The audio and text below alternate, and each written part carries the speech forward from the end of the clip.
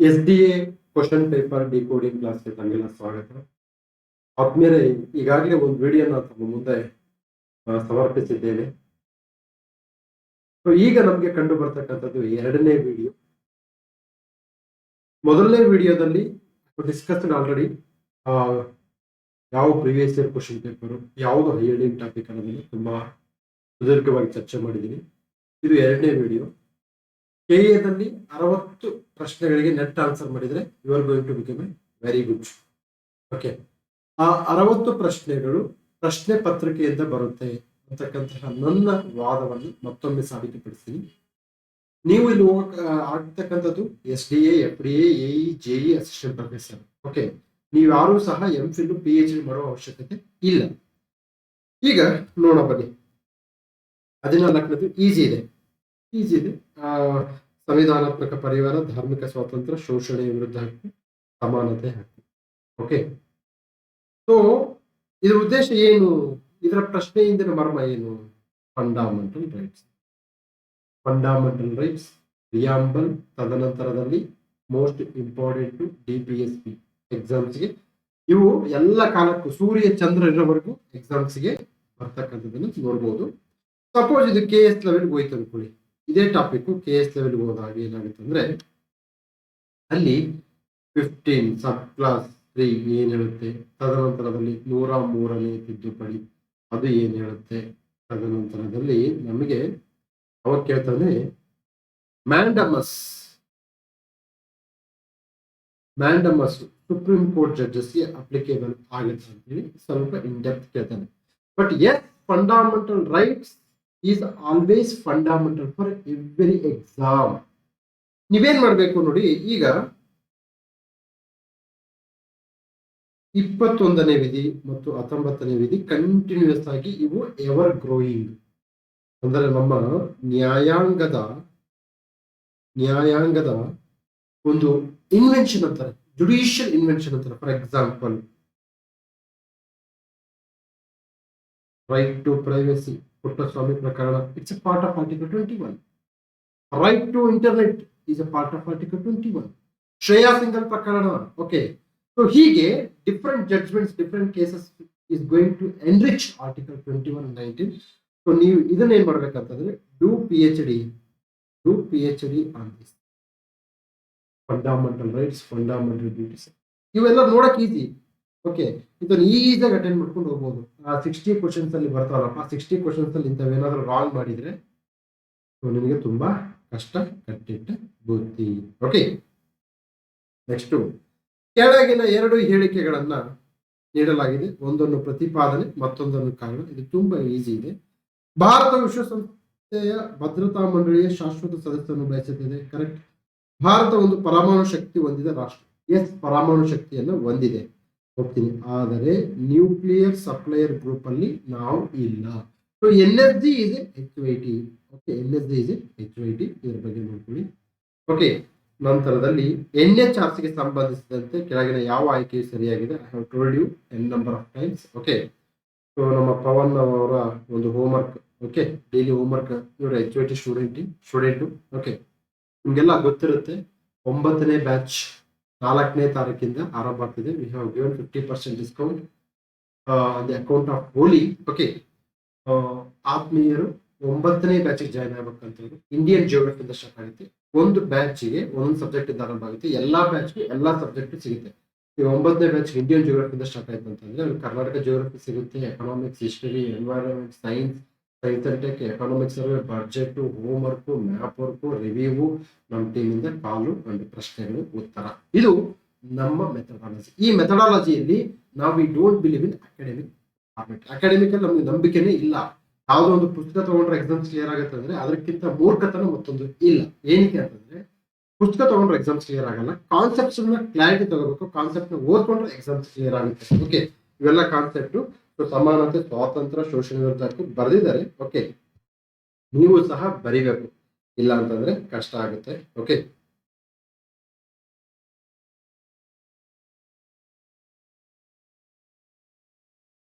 S.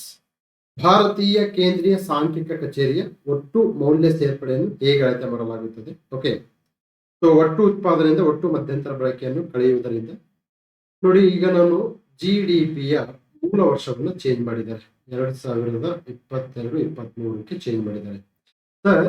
GDP, GVA gross value addition, okay, ತದನಂತರದಲ್ಲಿ GNP, ತದನಂತರದಲ್ಲಿ national income. ಇವು ಸರ್ವಕಾಲಿಕ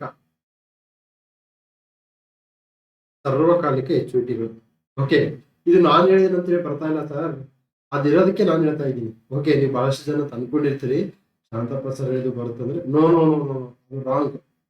ಅಲ್ಲೇನಿರುತ್ತೆ ಅದನ್ನ ನಾನು ಹೇಳ್ತಾ ಇದ್ದೀನಿ. ಓಕೆ, ಇವೇನ್ ಮಾಡ್ಬೇಕಂದ್ರೆ ಇದನ್ನ 360 ಡಿಗ್ರಿಯಲ್ಲಿ ಓದ್ಕೋಬೇಕು. 360 ಡಿಗ್ರಿಯಲ್ಲಿ ಓದ್ಕೋಬೇಕು. ಓಕೆ, ಇದಾದ ನಂತರದಲ್ಲಿ ಇದಕ್ಕೆ ಸಂಬಂಧಪಟ್ಟ ಹಾಗೆ PYQs ಯಾವ ಬಂದಿದೆ ನೋಡ್ಕೋಬೇಕು. PYQs ಬಿಡಿಸಿದಷ್ಟು ನಿಮ್ಮ ಮೈಂಡ್ ಶಾರ್ಪ್ ಆಗುತ್ತೆ. ಓಕೆ, ಈಗ ಫಾರ್ ಎಕ್ಸಾಂಪಲ್ ಸಬ್ಸಿಡೀಸ್ ನ ಆಡ್ ಮಾಡ್ಬೇಕಾ ತೆಗಿಬೇಕು, ಟ್ಯಾಕ್ಸಸ್ ನ ಆಡ್ ಮಾಡ್ಬೇಕು, ಪ್ಲಸ್ ಮಾಡ್ಬೇಕಾ ಮೈನಸ್ ಮಾಡ್ಬೇಕಾ. ಸೊ ಇವು ನಿಮಗೆ ಗೊತ್ತಿರಬೇಕು. ಸೊ ಚೇತನ್ ಅಂತೇಳಿ ನಮ್ಮ HVT ಸ್ಟೂಡೆಂಟ್, ನಾವು ಕ್ವಶನ್ 1 to 1 ಕ್ವಶನ್ ಕೇಳಬೇಕಾದ್ರೆ first question gross value addition with examples ಕೊಡಿ ಅಂತ ಹೇಳಿದೀನಿ. ಎಕನಾಮಿಕ್ಸ್ ನ ಯಾವತ್ತು ಎಕ್ಸಾಂಪಲ್ ಸಮೇತನೇ ತಿಳ್ಕೊಳ್ಬೇಕು. Then only you can make the things. Gross value added. Okay, gross value added is equal to gross domestic product plus subsidies minus taxes. Sir SSC question paper ನಾನು ನಿಮಗೆ Tamil Nadu public service commission, Chhattisgarh public service commission ನಿಮಗೆ ಅಂತ ಹೇಳ್ತಾ ಇಲ್ಲ, SSC ಹೇಳ್ತಾ ಇದ್ದೀನಿ, ಅರ್ಥ ಮಾಡ್ಕೊಳ್ಳಿ. ಅಂದ್ರೆ SSC ನೋಡಿಲ್ಲ ಅಂತಂದ್ರೆ you are unfit to clear the exam. You are unfit. Okay, ಇವತ್ತು ಬಿಟ್ಟು ಹೋಗ್ಬಿಡಿ. ನೀನು ಪುಸ್ತಕ ಓದ್ಕೊಂಡು ಎಕ್ಸಾಮ್ಸ್ ಕ್ಲಿಯರ್ ಮಾಡ್ತೀನಿ ಅಂತಕ್ಕಂಥದ್ದನ್ನ 1 ವರ್ಷ ಇಡು, 2 ವರ್ಷ ಇಡು, 3ನೇ ವರ್ಷ ನೀನು ಪ್ರಶ್ನೆ ಪತ್ರಿಕೆ ಕಡೆ ಬಂದಿಲ್ಲ ಅಂತಂದ್ರೆ ನಿನ್ನ ಭವಿಷ್ಯ ತುಂಬಾ ಮಾರಕವಾಗಿ ಇರುತ್ತೆ. Okay, gross value added notes ಅಲ್ಲಿ ಬಂದಿದೆ ನಮ್ಮ HVT. ಓಕೆ, ಎಸ್, ಭಾರತ ಸಂವಿಧಾನದ ವಿಧಿ 368ರ ಪ್ರಕಾರ ಈ ಕೆಳಗಿನಗಳಲ್ಲಿ ಯಾವುದರಲ್ಲಿನ ಬದಲಾವಣೆಯನ್ನು ಭಾರತ ಸಂವಿಧಾನಕ್ಕೆ ತಿದ್ದುಪಡಿ ಎಂದು ಪರಿಗಣಿಸಲಾಗುವುದಿಲ್ಲ. ಓಕೆ, ಪರಿಗಣಿಸಲಾಗುವುದಿಲ್ಲ. ಭಾರತದ ರಾಷ್ಟ್ರಪತಿಗಳ ಚುನಾವಣೆ ಪ್ರಕ್ರಿಯೆ, ಸರ್ವೋಚ್ಚ ಮತ್ತು ಉಚ್ಚ ನ್ಯಾಯಾಲಯ ನಿಬಂಧನೆಗಳು, 7ನೇ ಪರಿಚ್ಛೇದಗಳು ಯಾವುದೇ ಪಟ್ಟಿ, 2ನೇ ಪರಿಚ್ಛೇದದಲ್ಲಿ ನಮೂದಾಗಿರುವ ಯಾವುದೇ ಅಂಶ. ನೋಡಿ, ನಮಗೆ ತಿದ್ದುಪಡಿ ಅನ್ನೋದು ಬಹಳ ಇಂಪಾರ್ಟೆಂಟ್. ತಿದ್ದುಪಡಿ, ಈ ತಿದ್ದುಪಡಿಗೆ ಸಂಬಂಧಪಟ್ಟ ಹಾಗೆ ನೀವು 360 ಡಿಗ್ರಿಯಲ್ಲಿ ಓದ್ಕೋಬೇಕು. ಇದು HVT. ಓಕೆ, ಏನಪ್ಪಾ ತಿದ್ದುಪಡಿಗೆ? ಸಾಮಾನ್ಯ ತಿದ್ದುಪಡಿ, ವಿಶೇಷವಾದ ಬಹುಮತ ಮತ್ತು half of the states permission with simple majority. ಭಾರತದ ರಾಷ್ಟ್ರಪತಿಗಳ ಚುನಾವಣಾ ಪ್ರಕ್ರಿಯೆ ಅಲ್ಲ, ಇದಕ್ಕೆ ಇದು ವಿಶೇಷ ಬಹುಮತ plus half of the states permission. ಈಗ ನೀವ್ ಹೇಳಿ, half of the states simple ಮೆಜಾರಿಟಿನ ಸ್ಪೆಷಲ್ ಮೆಜಾರಿಟಿನ ಅಂತ ಹೇಳ್ಬೇಕು. ಮತ್ತೆ ಆಫ್ ಆಫ್ ದಿ ಸ್ಟೇಟ್ಸ್ ಎಷ್ಟು ದಿನದ ಒಳಗಡೆ ತಮ್ಮ ಅನುಮತಿಯನ್ನು ತಿಳಿಸ್ಬೇಕು, ನಾವು ನಿರಾಕರಿಸಿದೀವ ಅಥವಾ ಅಕ್ಸೆಪ್ಟ್ ಮಾಡ್ಕೊಂಡಿದೀವ ಅಂತೇಳಿ. ಓಕೆ, ನೆಕ್ಸ್ಟ್ 42ನೇ ತಿದ್ದುಪಡಿಯ ಮೂಲಕ ಈ ಕೆಳಗಿನ ಯಾವ ರಾಜ್ಯ ನಿರ್ದೇಶಕ ತತ್ವವನ್ನು ಸಂವಿಧಾನಕ್ಕೆ ಸೇರಿಸಲಾಗಿದೆ? ಸರ್, ಇಲ್ಲಿ ಬಂದಿರೋದು ತಿದ್ದುಪಡಿ, ಇಲ್ಲಿ ಬಂದಿರೋದು ತಿದ್ದುಪಡಿ. ತಿದ್ದುಪಡಿಗಳು ನಿಮಗೆ HVT ಯಾವ್ಯಾವ ಓದ್ಬೇಕು ಸರ್? ಮೊದಲನೇ ತಿದ್ದುಪಡಿ ಫಸ್ಟ್ ಅಮೆಂಡ್ಮೆಂಟ್ HVT. ಯಾಕೆ ಸರ್? ಈ ಮೂಲಕ ನಾವು 9ನೇ ಅನುಸೂಚಿಯನ್ನ ಕ್ರಿಯೇಟ್ ಮಾಡಿದ್ದೀವಿ. ತದನಂತರದಲ್ಲಿ 7th ಅಮೆಂಡ್ಮೆಂಟ್ ವೆರಿ ಇಂಪಾರ್ಟೆಂಟ್. ತದನಂತರದಲ್ಲಿ 25th, 42nd, 44th.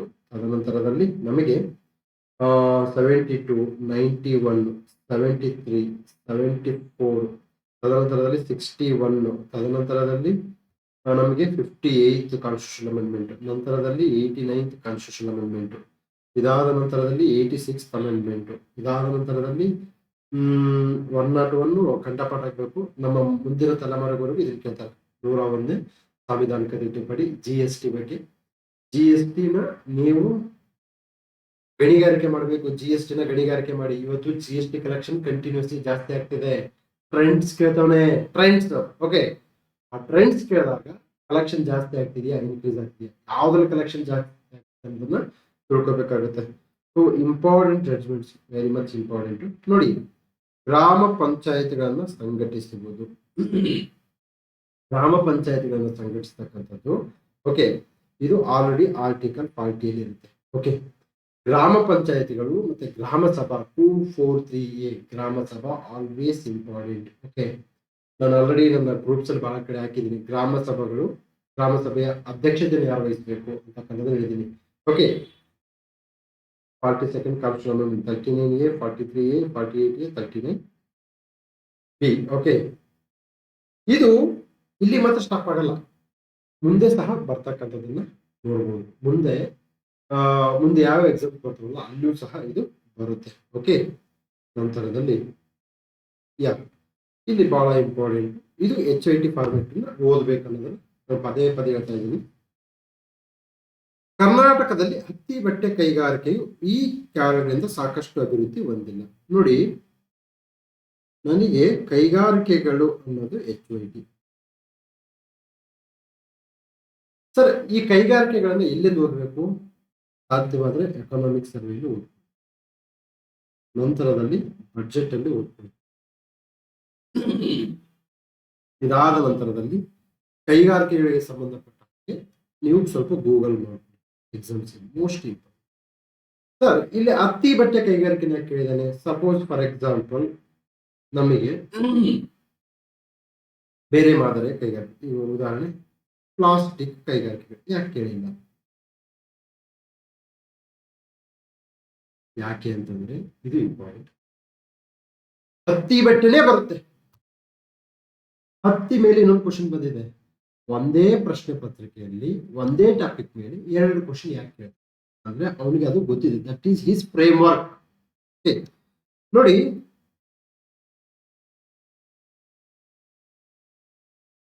ಇಲ್ಲೇನಿದೆ? ವಿಶೇಷವಾಗಿ ಉದ್ದ ಎಳೆಯ ಕಚ್ಚಾ ಹತ್ತಿಯ ಕೊರತೆ ಮತ್ತು ಕಚ್ಚಾ ಹತ್ತಿಯ ಹೆಚ್ಚಿನ ಬೆಲೆ. ಇದನ್ನ ತೆಗೆದಿಡೋಣ. ಹೆಚ್ಚಿನ ಹತ್ತಿ ಗಿಡಗಳು ಹಳೆಯದಾಗಿವೆ, ಜೊತೆಗೆ ಬಳಕೆಯಲ್ಲಿಲ್ಲದ ಹಳೆಯ ಯಂತ್ರೋಪಕರಣಗಳಿಂದ ಕೂಡಿವೆ. ಕರೆಕ್ಟ್. ಅನಿಯಮಿತ ಮತ್ತು ಅಸಮರ್ಪಕ ವಿದ್ಯುತ್ ಶಕ್ತಿ ಪೂರೈಕೆ, ಸರ್ಕಾರದ ಪ್ರೋತ್ಸಾಹದ ಕೊರತೆ ಹೇಳಿದ್ದಾರೆ. ಓಕೆ, ಇಲ್ಲಿ ನೋಡಿ ಆಪ್ಷನ್ ನೋಡಿ, AND, BC, ABC, CD. A, B, C and D ಕೊಟ್ಟಿಲ್ಲ ಅಂದ್ರೆ ಇದರಲ್ಲಿ ಒಂದು ಯಾವುದೋ ಒಂದು ರಾಂಗ್ ಇದೆ ಅಂತೇಳಿ ಅವನು ಇಂಡೈರೆಕ್ಟ್ಲಿ ಹೇಳ್ತಾ ಇದ್ದಾನೆ. ಓಕೆ, ನೋಡಿ, ಉದ್ದ ಎಳೆಯ ಕಚ್ಚಾ ಹತ್ತಿಯ ಕೊರತೆ.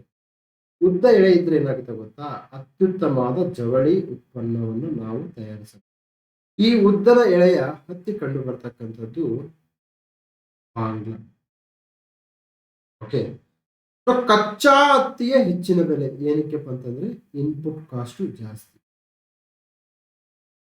ಓಕೆ, ತದನಂತರದಲ್ಲಿ ಹೆಚ್ಚಿನ ಹತ್ತಿ ಗಿರಣಿಗಳು ಹಳೆಯದಾಗಿವೆ. ಕರೆಕ್ಟ್. ಸರ್ಕಾರದ ಪ್ರೋತ್ಸಾಹ ಕೊರತೆ, ಇದು ಜನರಲಿಸ್ಟಿಕ್ ಸ್ಟೇಟ್ಮೆಂಟ್. ಸರ್, ನೀನು ಯಾವ ರೀತಿ ಪರ್ಸೆಪ್ಷನ್? ಕೆಲವೊಂದು ಕಡೆ ಪ್ರೋತ್ಸಾಹ ಮಾಡಿದೆ, ಕೆಲವೊಂದು ಕಡೆ ಪ್ರೋತ್ಸಾಹ ಮಾಡಿಲ್ಲ. ಸೊ ಇದೇನಾಗುತ್ತೆ? ಸರ್ಕಾರದ ಪ್ರೋತ್ಸಾಹದ ಕೊರತೆ ಅಂತಕ್ಕಂಥ ಅಂಶ ಕೆಲವೊಂದು ಕೊರತೆ ಇಲ್ಲ ಅನ್ನಲ್ಲ. ಕೆಲವೊಂದು ಕಡೆ ತುಂಬಾ ಅದ್ಭುತವಾದಂತಹ ಒಂದು ಸರ್ಕಾರ ಪ್ರೋತ್ಸಾಹ ಮಾಡಿದೆ. ಬಟ್ ಇಂತಹ ಅಂಶಗಳು ಜನರಲಿಸ್ಟಿಕ್ ಆಗುತ್ತೆ. ಸೊ ಇಂತಹ ಅಂಶಗಳು ಏನಪ್ಪಾ ಅಂತಂದ್ರೆ ಈ ಆನ್ಸರ್ ಕೊಡ್ತಾರಲ್ಲ ಅದ್ರ ಮೇಲೆ ಡಿಪೆಂಡ್ ಆಗುತ್ತೆ. ಸರ್, ನಾನು ಇದನ್ನ ಸರ್ಕಾರದ ಪ್ರೋತ್ಸಾಹ ಕೊರತೆಯನ್ನ ನಾನು ಇದನ್ನ ಪರವಾಗಿನೂ ವಾದ ಮಾಡ್ತೀನಿ, ಇದರ ವಿರುದ್ಧವಾಗಿನೂ ವಾದ ಮಾಡ್ತೀನಿ. ಸೊ ನೀವೇನ್ ಮಾಡ್ಬೇಕಂದ್ರೆ ಬೆಟರು ಸರ್ಕಾರದ ಪರವಾಗಿ ವಾದ ಮಾಡೋದು ಬಹಳ ಬೆಟರ್. ಯಾಕಂದ್ರೆ you are going to become a government officer. You are expected to bat in favour of the government. So ಇದನ್ನ ರಾಂಗ್ ಅಂತ ಭಾವಿಸ್ಕೊಂಡ್ರೆ ತಪ್ಪಿಲ್ಲ. ಓಕೆ, ಸೊ ನಮ್ಗೆ ಡಿ ಅಂತ ಹೋದ್ರೆ ಎ ಅಂತೂ ಕರೆಕ್ಟ್ ಇದೆ. ಓಕೆ, ಸೊ ನಮಗೆ ಹೊಸ ಕೈಗಾರಿಕೆ ರೀತಿ ಬಂತು. ಸರ್, ಇಲ್ಲಿ ಕೈಗಾರಿಕೆ ಏನಪ್ಪ ಇದ್ರ ಉದ್ದೇಶ ಅಂತಂದ್ರೆ ಕೈಗಾರಿಕೆಗಳು ಇಂಪಾರ್ಟೆಂಟ್. ಓಕೆ, ಏನಪ್ಪಾ ಈ ಕೆಳಗಿನವರಲ್ಲಿ ಕರ್ನಾಟಕದ ಹೊಸ ಕೈಗಾರಿಕೆ ನೀತಿ 2020-25 ತಂತ್ರಗಳು ಯಾವುವು? ನೋಡಿ, ನೀವು ಕೈಗಾರಿಕೆ ನೀತಿ ಬೇಸಿಕ್ ಅಂಶ ತಿಳ್ಕೊಳ್ಳಿ. ತದನಂತರದಲ್ಲಿ ಡಾಟಾ ಸೆಂಟರ್ಸ್, ಪ್ರವಾಸೋದ್ಯಮ ನೀತಿಗಳ ಕುರಿತು ಒಂದು ಕ್ವಶನ್ ಫಿಕ್ಸ್. ನಾನು ಕೇಳ್ತೀನಿ ಬೇಸಿಕ್ಸ್ ಅಂತ ಹೇಳ್ತಾ ಇದ್ದೀನಿ, ಅರ್ಥ ಮಾಡ್ಕೊಳ್ಳಿ. Basics.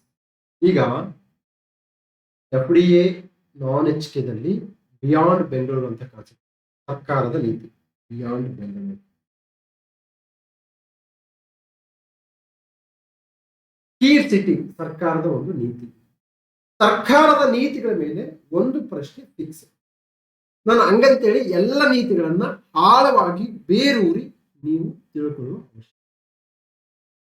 Okay, chat GPT use ಮಾಡಿ. ಸೊ ನಾನು ಅದಕ್ಕೆ ಹೇಳ್ತೀನಿ, ಚಾಟ್ ಜಿಪಿಟಿ ಯೂಸ್ ಮಾಡಿಕೊಂಡು ನೀವು ಓದಿದ್ರೆ ತಪ್ಪಿಲ್ಲ. ನನ್ನ ಪ್ರಕಾರ ಬಹುತೇಕ ಪ್ರಿಪರೇಷನ್ ಮೊಬೈಲ್ ಮಾಡಬಹುದು, ಆದರೆ you should be strict mind and regulated mind. You should have regulated mind. Regulate ಮಾಡ್ಕೋಬೇಕು. ಮೊಬೈಲ್ ಅನ್ನ ಎಷ್ಟೊತ್ತು ನೋಡ್ಬೇಕು, ಎಷ್ಟೊತ್ತು ನೋಡ್ಬಾರ್ದು ಅಂತ ರೆಗ್ಯುಲೇಟ್ ಮಾಡ್ಕೋಬೇಕು. ಓಕೆ, ನೋಡಿ ಆ ತಂತ್ರಗಳು ಯಾವುವು ಅನ್ಕೊಳ್ಳಿ. ಸುಸ್ಥಿರ ಮತ್ತು ಸಮಗ್ರ ಕೈಗಾರಿಕೆ ಬೆಳವಣಿಗೆ ಉತ್ತೇಜಿಸುವುದು. ಇದು ಜನರಲ್ ಆಗಿದೆ, ಆಲ್ವೇಸ್ ರೈಟ್. ನೀವು ಕೈಗಾರಿಕೆ ನೀತಿ ಓದುವ ಅವಶ್ಯಕತೆ ಇಲ್ಲ ಇದಕ್ಕೆ. ಎಲ್ಲ ಹೌದು, ಸಸ್ಟೈನಬಲ್ ಇಂಡಸ್ಟ್ರಿಯಲ್ ಪಾಲಿಸಿ ನಮಗೆ ಬೇಕು, ಸಸ್ಟೈನಬಲ್ ಇಂಡಸ್ಟ್ರೀಸ್ ಬೇಕು. ಸೊ ಆಟೋಮೆಟಿಕಲಿ 3 ಮತ್ತು 1 ಕರೆಕ್ಟ್. ಎಂಎಸ್ಎಂಇ ಕ್ಷೇತ್ರದ ಅಭಿವೃದ್ಧಿ ಮತ್ತು ಪ್ರಚಾರದತ್ತ ಗಮನ ಹರಿಸುವುದು. ಸರ್, ನಮಗೆ ಬೃಹತ್ ಕೈಗಾರಿಕೆಗಳು ಬೆಳವಣಿಗೆ ಆಗೋದು ಇಂಪಾರ್ಟೆಂಟ್ ಅಲ್ಲ, ಎಂಎಸ್ಎಂಇಗಳು ಅಭಿವೃದ್ಧಿ ಆಗಿದೆ. ಯಾಕೆ ಸರ್ ಎಂಎಸ್ಎಂಇಗಳು ಅಭಿವೃದ್ಧಿ ಆಗುತ್ತೆ? Because women empowerment, rural development, then ಏನಾಗುತ್ತೆ ನಮಗೆ ಅಭಿವೃದ್ಧಿಯಲ್ಲಿ ಏನಾಗುತ್ತೆ ಈ ಅಸಮತೋಲನ ಕಂಡು. ತದನಂತರದಲ್ಲಿ ತಲಾದಾಯ ಇನ್ಕ್ರೀಸ್ ಆಗುತ್ತೆ. It empowers marginalised sections of the society. That's why we are more focusing on MSME rather than big industries. Big industries have a capital. So ನಮಗೆ ಈ ಎ ಅಂಡ್ ಬಿ ಓದ್ಕೊಂಡು ಇದು ಒಂದೇ ಇರೋದು. ನೀವು ಸಿ ಮತ್ತು ಡಿ ಓದುವ ಅವಶ್ಯಕತೆ ಇಲ್ಲ. ನೋಡಿ, ಡಿ ನೋಡ್ಕೊಳ್ಳಿ. ಬೃಹತ್ ಪ್ರಮಾಣದ ಕೈಗಾರಿಕೆ ಬೆಳವಣಿಗೆಗಳನ್ನು ಕುಂಠಿತಗೊಳಿಸುವುದು. ಅದು ಕೈಗಾರಿಕೆ ನೀತಿ. ಯಾವ ಕೈಗಾರಿಕೆ ನೀತಿಗಳನ್ನು ಬೃಹತ್ ಪ್ರಮಾಣದ ಕೈಗಾರಿಕೆಗಳನ್ನು ಕುಂಠಿಸುವುದು ಇರಲ್ಲ. Just common sense. Next, tier 2 ಮತ್ತು ಟೈರ್ 3 ನಗರಗಳ ಆರ್ಥಿಕ ಬೆಳವಣಿಗೆ ಇಂಜಿನ್ಗಳನ್ನಾಗಿ ಉತ್ತೇಜಿಸುವುದು. I have told you. Okay, balanced growth. ನಮಗೆ ಬೆಂಗಳೂರು ಮಾತ್ರ ಅಭಿವೃದ್ಧಿ ಆಗೋದು ಇಂಪಾರ್ಟೆಂಟ್ ಅಲ್ಲ. ನಮಗೆ ರಾಯಚೂರು ಆಗಬೇಕು, ಕೂಗ್ನೂರು ಆಗಬೇಕು, ಸಿರುಗುಪ್ಪ ಆಗಬೇಕು, ಕಂಪ್ಲಿ ಆಗಬೇಕು. ಓಕೆನಾ? ತದನಂತರದಲ್ಲಿ ಹೊಸಪೇಟೆ ಆಗಬೇಕು, ಹುನಗುಂದ ಆಗಬೇಕು. ಅಭಿವೃದ್ಧಿ ಬರೀ ಬೆಂಗಳೂರು ಅಭಿವೃದ್ಧಿ ಆದ್ರೆ ಏನ್ರಿ ಕೆಲಸ? ಎಲ್ಲ ಕೈಗಾರಿಕೆ ನೀತಿಗಳ ಉದ್ದೇಶ, ಎಲ್ಲ 5 ನೀತಿಗಳ ಉದ್ದೇಶ ಟೈರ್ 2 ಮತ್ತು ಟೈರ್ 3 ಸಿಟಿಗಳ ಅಭಿವೃದ್ಧಿ. ಸೊ ಇಂಥವನ್ನ ನಾವು ಓದಿಲ್ಲ ಅಂದ್ರೂ ಸಹ ಎಕ್ಸಾಮ್ಸ್ ನ ಕ್ಲಿಯರ್ ಮಾಡಬಹುದು ಅನ್ನೋದಕ್ಕೆ ಇದು ಬೆಸ್ಟ್ ಎಕ್ಸಾಂಪಲ್. ಮತ್ತೆ ಕೈಗಾರಿಕೆ 25ನೇ ಪ್ರಶ್ನೆ ನೋಡಿ. 25, 24, 23 ಅರ್ಥ ಮಾಡ್ಕೊಳ್ಳಿ. ಕೈಗಾರಿಕೆ ಕೈಗಾರಿಕೆ ಕೈಗಾರಿಕೆ. ಯಾಕೆ ಸರ್ ಕೈಗಾರಿಕೆಗಳು ಎಷ್ಟು ಇಂಪಾರ್ಟೆನ್ಸ್ ಕೊಡ್ತಾರೆ ಅಂತಂದ್ರೆ, ಕೈಗಾರಿಕೆಗಳ ಅಭಿವೃದ್ಧಿಯಿಂದ ಸೆಮಿ ಸ್ಕಿಲ್ಡ್ ಅಂಡ್ ಅನ್ಸ್ಕಿಲ್ಡ್ ಲೇಬರ್ಸ್ಗೆ ಎಂಪ್ಲಾಯ್ಮೆಂಟ್ ಸಿಗುತ್ತೆ ಅಂತಕ್ಕಂಥದ್ದನ್ನ ನೋಡಬಹುದು. ನೋಡಿ, ಪೀಣ್ಯ ಕೈಗಾರಿಕಾ ಪ್ರದೇಶವು ಕರ್ನಾಟಕದ ಅತಿ ದೊಡ್ಡ ಕೈಗಾರಿಕಾ ಪ್ರದೇಶವಾಗಿದೆ. ಎಸ್. ನರಸಾಪುರ ಕೈಗಾರಿಕಾ ಪ್ರದೇಶವು ಕರ್ನಾಟಕದ ಅತಿ ದೊಡ್ಡ ಕೈಗಾರಿಕಾ ಪ್ರದೇಶವಾಗಿದೆ. ನೋಡಿ, 1 and 2 ಎಕ್ಸಾಕ್ಟ್ಲಿ ಆಪೋಸಿಟ್ ಇದಾವೆ. 1 and 2 ಅಂದ್ರೆ ಇದು ಸರಿಯಾದ್ರೆ ಇದು ಸರಿಯಾಗಲ್ಲ. ಅರ್ಥ ಮಾಡ್ಕೊಳ್ಳಿ. ಧಾರವಾಡ ಕೈಗಾರಿಕಾ ಪ್ರದೇಶವು ಕರ್ನಾಟಕದ 2ನೇ ಅತಿ ದೊಡ್ಡ ಕೈಗಾರಿಕಾ ಪ್ರದೇಶವಾಗಿದೆ. ಬೆಳಗಾವಿ ಕೈಗಾರಿಕಾ ಪ್ರದೇಶವು ಕರ್ನಾಟಕದ 5ನೇ ಅತಿ ದೊಡ್ಡ ಕೈಗಾರಿಕಾ ಪ್ರದೇಶವಾಗಿದೆ. ಸೊ ನಾನು ನಿಮ್ಗೆ ಏನ್ ಹೇಳ್ತೀನಿ ಅಂತಂದ್ರೆ, ಪೀಣ್ಯ ನರಸಾಪುರದ ಬಗ್ಗೆ ತಿಳ್ಕೊಳ್ಳಿ. ನಂತರದಲ್ಲಿ ಮೋಸ್ಟ್ ಇಂಪಾರ್ಟೆಂಟು ಇಲ್ಲಿ ಯಾವ ಮಾದರಿಯ ಕೈಗಾರಿಕೆ, very important.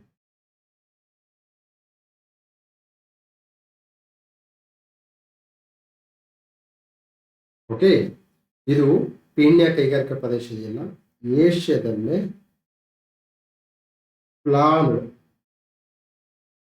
Planned industrial area, ಅತ್ಯಂತ ದೊಡ್ಡದಾದ ಇಂಡಸ್ಟ್ರಿಯಲ್ ಏರಿಯಾ ಇದು ಸಹ ಒಂದು ಕಂಡು. ನೆಕ್ಸ್ಟ್, ರಾಷ್ಟ್ರೀಯ ಕೈಮಗ್ಗ ದಿನವನ್ನು ಆಗಸ್ಟ್ 7ರಂದು ಆಚರಿಸಲಾಗುತ್ತದೆ. ಇದು ಯಾವ ಚಳುವಳಿಯ ಪ್ರಾರಂಭದ ಸ್ಮರಣಾರ್ಥ? ಸರ್, ಇವು ದಿನಗಳನ್ನ ಹೆಂಗ್ ನೆನಪಿರ್ಬೇಕು ಸರ್? ಏನ್ ನೆನ್ಪಿಡ್ತೀರಾ?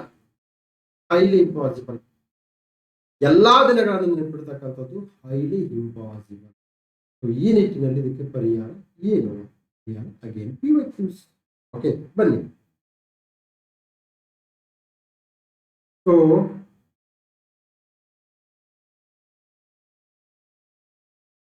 ನಮ್ಮ ಹುಡುಗ ಬರ್ತಾನೆ, ಸ್ವದೇಶಿ ಮತ್ತು ಬಹಿಷ್ಕಾರ ಚಳವಳಿ ಆಂಟಿ ಪಾರ್ಟಿಷನ್ ಮೂವ್ಮೆಂಟ್ ಅಲ್ಲಿ ಆಗಿದೆ. ಓಕೆ, ನೆಕ್ಸ್ಟ್ ಆಗಸ್ಟ್ 7 ರಾಷ್ಟ್ರೀಯ ಕೈಮಗ್ಗ ದಿನ SDA HK ದಲ್ಲಿ ಬಂದಿದೆ. ಓಕೆ, ಇದೆ. ಇಲ್ಲಿ ನೋಡಿ, UPSC ಪ್ರಶ್ನೆ ಪತ್ರಿಕೆ 2023 ಪ್ರಿಲಿಮ್ಸ್. ಇನ್ನು UPSC ಪ್ರಶ್ನೆ ಪತ್ರಿಕೆಯನ್ನು ನೋಡಿಲ್ವಾ? Best of luck for next year. ಈ ವರ್ಷ ಅಪಾಯಿಂಟ್ ಆಗಲಿ. Okay.